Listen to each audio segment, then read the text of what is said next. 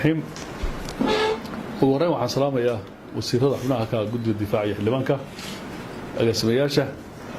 iyo saxaafadda dhamaantiin assalaamu calaykum waraxmatullahi wabarakaatuh halkan waxaan sugnay saaka waa saxaafadeed guddiga difaacu Puntland oo soo saarayo bismillaahir rahmaanir rahiim dawladda Puntland waxay marar badan cadaysay kuna celcelisay in Somaliland iyo al-shabaab ay leeyihiin xiriir dhow iskuna milmeen oo ayna hadda si wada jir ah uga hawl galaan buralada galgala dawladda Puntland waxa duulaan lagu soo qaaday 2 Juun 2018 taliskeeda ciidanka badda ee Balqadar ee Puntland ee ku yaal buralada galgala duulaankaas ayaa waxa hogaaminayay sarkaal ka tirsanaa guutada sideedaad ee maleeshiyaadka Somaliland oo lagu magacaabo Maxamed Cabdullaahi Batar haddaba 7 Juun 2018 مسؤول maamulka Somaliland oo hadlay oo la yiraahdo injineer Faysal Cali Waraabe wuxuu cadeeyay inuu san jirin wax la yiraahdo shabaab iyo Daesh wuxuuna ku daray al-shabaabkii ay laayeen ciidamada Puntland inay ahaayeen ciidamo kale oo isagu ogaa magacyo kalena uu ugu yeeray isagoo ku sii daray mas'uulkaasi oo hadlay Somaliland in la laayo dhammaan ardayda reer Puntland ee wax ka barata jaamacadda Amuud ama Somaliland oo dhanba haddaba dawladda Puntland waxay u sheegaysaa dhammaan ummadda Soomaaliyeed iyo dawladaha la dagaalama argagixisada caalamiga ah in hadalka mas'uulkaas uu yahay cadeyntii ugu dambeysay ee ay Puntland ku cadeynayso in Somaliland iyo al-shabaab isku mid noqdeen ayna Puntland dagaal kula jirto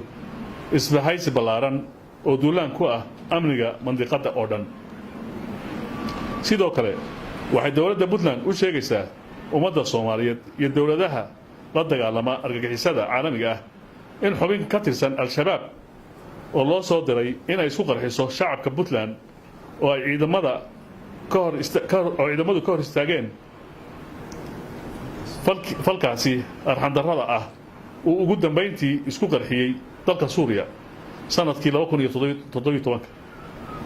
baaritaan kadib dawladda Puntland waxay ogaatay in xubintaas argagixisada ah oo la oran jiray Sayid Xuseen Faysal Cali Waraabe uu dhalay mas'uulka 7 Juun cadeeyay in al-shabaab wax la yiraahdo aysan Puntland ka hogeen ee ay yihiin ciidankaasi ciidan uu isagu si gaar ah u og yahay oo fuliya siyaasadda xasuuqa iyo isqarxinta ku salaysan ee uu ka wado maamulka Somaliland dalka Soomaaliya oo dhan ugu dambeyntii dawladda Puntland waxay u baaqaysaa dhammaan dawladaha la dagaalama argagixisada iyo hay'adaha dabagalka dambiyada caalamiga ah in ay furaan baaritaano caalami ah oo lagula soconayo dhaqdhaqaaqyada argagixiso ee ay Somaliland ka wado Puntland iyo Soomaaliya inteeda kale sidoo kale dawladda Puntland waxay ka codsanaysaa dawladaha ay safarada ku tagayaan argagixisadaas in ay ugu horeeyaan in ay horgeeyaan cadaaladda isla markaana hubiyaan falalka argagixiso ay ku sameeyaan ummadda Soomaaliyeed maamulka Somaliland wuxuu sheegay in la laayo ardayda ku dhaqan jaamacadaha wax ka barata Somaliland ardadaas tiro koob guud oo aan sameynay waxay gaarayaan tiro 900 ah 514 waxay joogaan Boorame 310 waxay joogaan Hargeysa waxaan ardada u sheegaynaa inay ku soo noqdaan guryahoodii waxaan ka codsanaynaa jaamacadaha ay wax ka dhigtaan inay u soo wareejiyaan semesteradoodii iyo curriculumkoodii si sharaf leh baan uga codsanaynaa si ay iyagoo bad qaba guryahooda wax ugu bartaan taasi waa ardayda waxaan kale u sheegaynaa shacabka Puntland ee qurbaha ka imaan jiray iyo shacabka gudaha ku jira intaba inay soo food saartay khatar ah in maamulka Somaliland ku dhawaaqay la laynayo shacabka Puntland waxaan u sheegaynaa dadkii ka soo dhoofi jiray dibadda soo mari jiray Hargeysa inay ka soo degaan garoomadooda haddii ay ku kaliftana ay soo maraan Muqdisho caasimadda Soomaaliya intaasi waa fariinta u dirayno dadka Puntland ee gudaha iyo dibadda jira iyo ardayda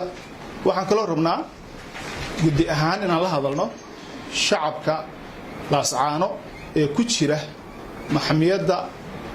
ay uu ku hayo Muuse Biixi shacabkaas waxaan u sheegaynaa Puntland waxay galaysaa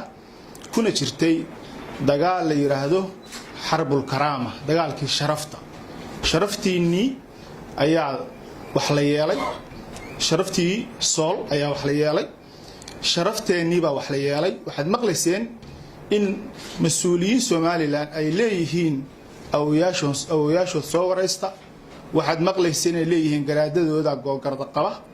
waxaad maqlayseen inay lahaayeen Maxamuud Garaad iyo Faarax Garaad isma salaami karaan waxaa soo gudnimo ah ma qaadan doono shacabka reer Sool waa inay ka dhiidiyaan waxaad ogaataan Sayid Maxamed Cabdulla Xasan markuu Berbera yimid ee Ingiriisku haystay masaajid buu ku tukaday salaad subax nin Ingiriis ah yimid muadinkii buu dilay sayidkii wuxuu yiri maxaa loo dilay ninkan muadinka ah Ingiriiska baa la weydiiyay askariga ahaa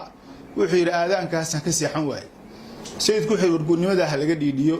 dadkii ka dhiidiyo daraawiishta noqday marka laga reebo kuwii kale ilmahooda xataa magacyada waa laga bedelay Michael Maryaba iyo Saleeban Gaalaad maqasheen magacyadaas loo bixiyay haddaan maanta qaadano annagoo reer Laascaana gudnimadaas annagana magacyada la ka bedeli doona bax caasho iyo salamadow iyo magacyo kale la bixin doona annagoo aad ogtihiin taariikhda meesha ka galnay waxa la rabaa inaad u istaagtaan xoreynta dalkiina waxa la rabaa mudaharaad la yiraahdo mudaharaadkii karaamada ee sharafta dadkeena iyo dalkeena inaad qabataan waxaan u sheegaynaa dhalinyarada iyo waayeelka jooga meesha la yiraahdo Laascaano maanta ma aha maalintii aan dhowran lahayn in isir iyo ab iyo dal iyo diinba leena ka bedelo maanta waa maalinta aan u istaagi lahayn xoreynta dalkeena waa maalinta aan qaadan lahayn in inta jehel leena ku guro leena ka soo guro hadana Guantanamo Bay kuma taala Laascaano Ethiopiana ma haysto naatana ma haysto qabiil Soomaaliyeed oo qabiilada inuu yimaadaan inay inta xirxiraan hadana leena ka soo bariyo wax la qaadan karo